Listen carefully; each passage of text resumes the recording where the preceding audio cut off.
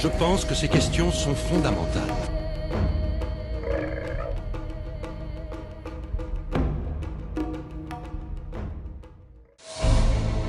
Colossal beauty, awe-inspiring intricacy. Are the wonders of our universe a cosmic accident or the result of intelligent design? For centuries, religion and science were bitter foes. Now, science actively searches for our creator. It's just so amazing. The creationists were right all along. To be honest, they just didn't have the argumentative skills. Professor Anthony Flew of England and Reading University is the world's foremost academic atheist over the last 50 years. But now it is the advancement of science itself that has changed the mind of Flew, that has changed the mind.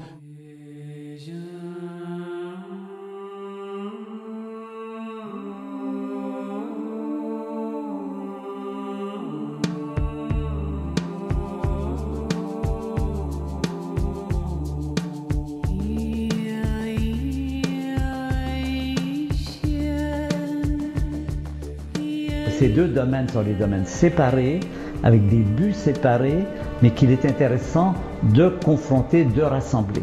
Je crois que la science, c'est le domaine de comment ça marche, comment ça fonctionne, comment l'univers fonctionne. La religion, la morale, la philosophie, c'est le domaine de est-ce que c'est bon, est-ce que c'est pas bon, est-ce que c'est ce qu'il faut faire, est-ce que c'est comme ça qu'il faut vivre sa vie. There's a very popular view going around that science and religion are essentially hostile to each other. There is a conflict between religion and science. That is regarded by serious historians of science as a myth. The founders of early modern science, Sir Isaac Newton, Robert Boyle, Johannes Kepler, Galileo, most of these early scientists all not only believed in God, but they thought their belief in God actually made it easier to do science. L'introduction de la relativité d'Einstein en 1915, ces équations, confirmées par bien des observations, entraînaient une singularité à l'origine, un univers pas statique et éternel, mais un univers ayant un commencement. Il dit, mais si quelque chose a un commencement, c'est qu'il y a une cause. Par exemple, si vous me posez la question... Tiens, j'ai entendu un bang dehors, une grande explosion. Et vous me posez la question, mais d'où est-ce que ça vient? Puis moi, je vous réponds, oh, ça vient de rien. Ça ne va pas vous satisfaire. Et cause, il doit y avoir quand il y a quelque chose qui arrive à l'existence. Quand on regarde cette histoire de l'univers et qu'on voit cette croissance de la complexité, on se dit, ça se lit comme une belle histoire. On se dit, on voit les planètes, les galaxies, tout ça, on voit les atomes qui se forment. Et on se pose la question, est-ce que ça correspond à un projet? C'est très important pour quelqu'un qui veut prendre un jugement de savoir comment ça marche.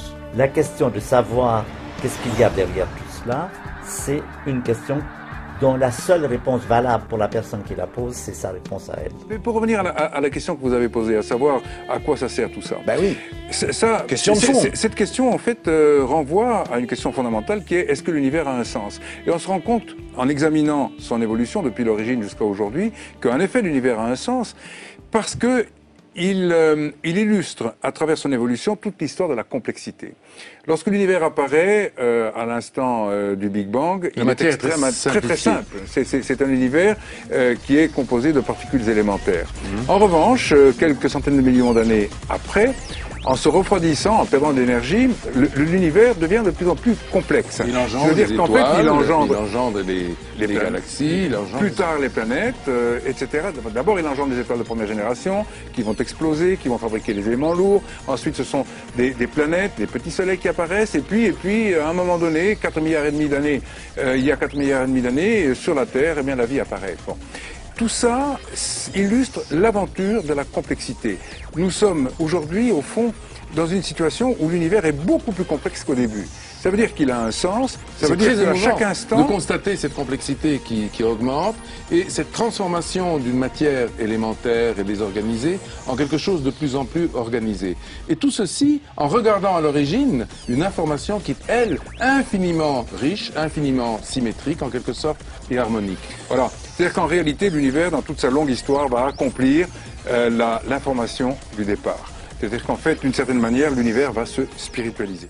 La Terre est un monde remarquable, en perpétuel changement, comblé de splendeurs naturelles et façonné par des forces d'une puissance stupéfiante, qui en ont fait un milieu unique, propice à la vie. On pense que la Terre avait alors une jumelle, Theia. Les deux planètes partageaient la même orbite. Résultat, une collision catastrophique. Car la Terre n'a pas seulement survécu à la collision, elle a absorbé une partie de sa jumelle et elle est devenue beaucoup plus massive.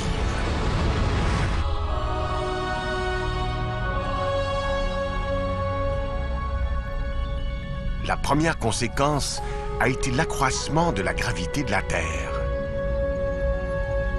Sans ce champ gravitationnel plus intense, l'atmosphère de la Terre se serait peu à peu dissipée dans l'espace.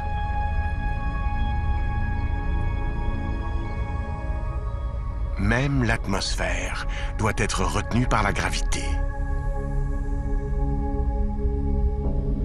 Sur Mars, on peut voir ce qui arrive quand le champ gravitationnel d'une planète est trop faible.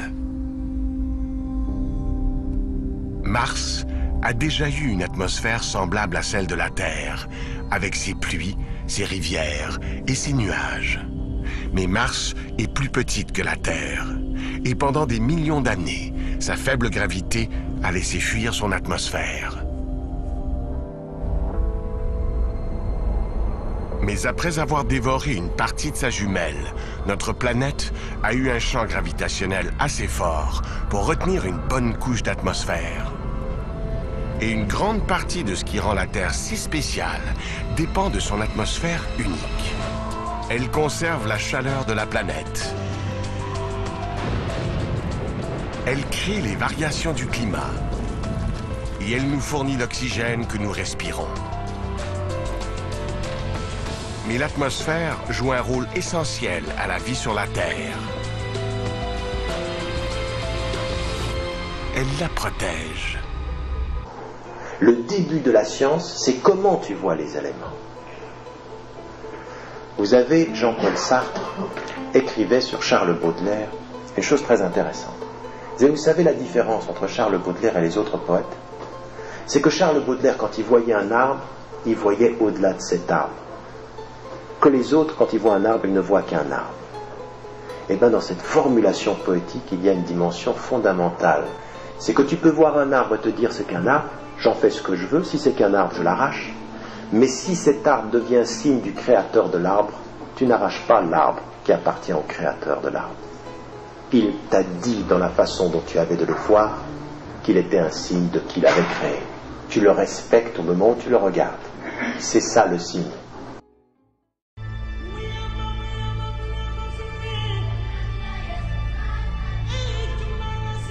Toute loi physique doit avoir une beauté mathématique.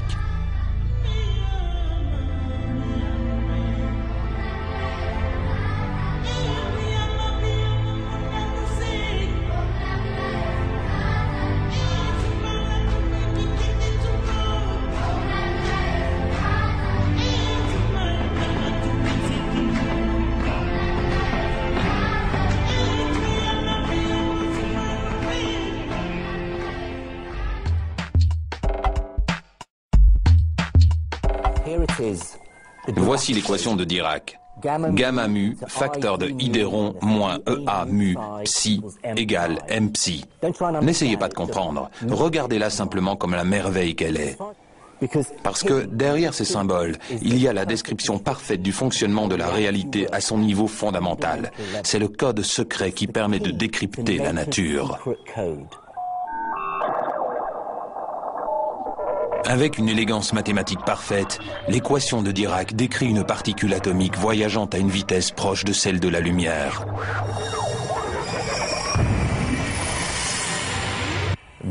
Et ça, Dirac s'y attendait. Mais en regardant de plus près son équation, il remarque quelque chose d'époustouflant, de révolutionnaire. Par la suite, il dira que son équation en savait plus que lui. En substance, l'équation de Dirac lui dit qu'il existe un autre univers qu'on n'a jamais remarqué auparavant. Parce qu'au lieu de n'avoir qu'une solution, son équation en a deux.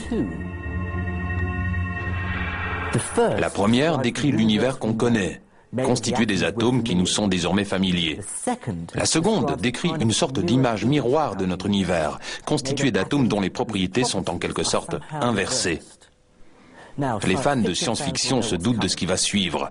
L'équation de Dirac annonce qu'en plus de la matière, il existe une antimatière.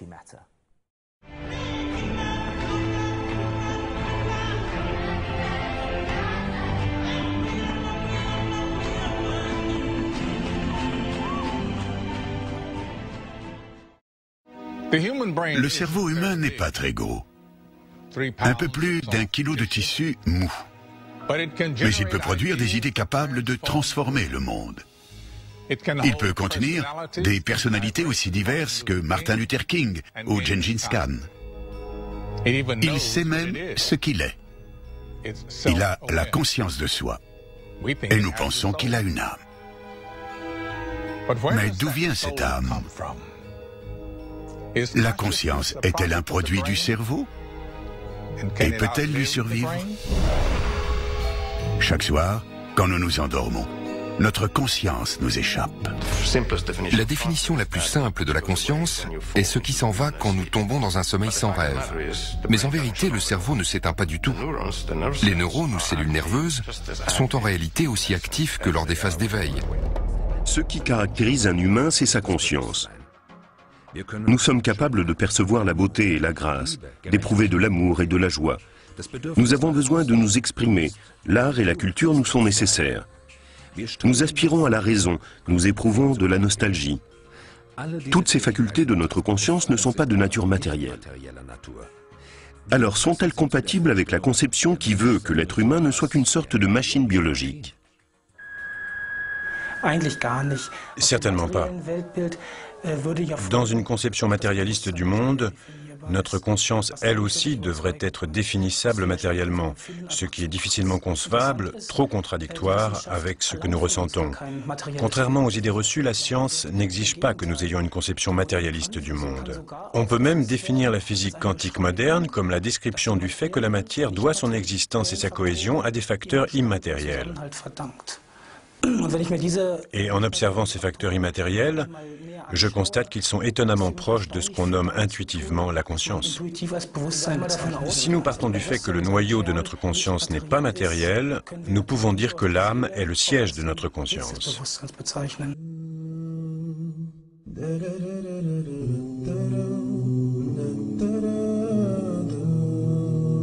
C'est elle qui donne tant de valeur à l'existence. C'est elle encore qui brille dans les yeux des enfants, qui nous donne la faculté de vivre des expériences et d'éprouver des intuitions. C'est l'immatériel qui donne la vie à ce qui est matériel. Selon certaines conceptions religieuses, le Créateur nous a insufflé la vie. Il nous a offert une âme ainsi qu'une conscience. Cette vie intérieure est l'essence de l'existence humaine. Le corps n'est qu'une enveloppe. Nous-mêmes survivons à la mort, car nous ne sommes pas notre corps.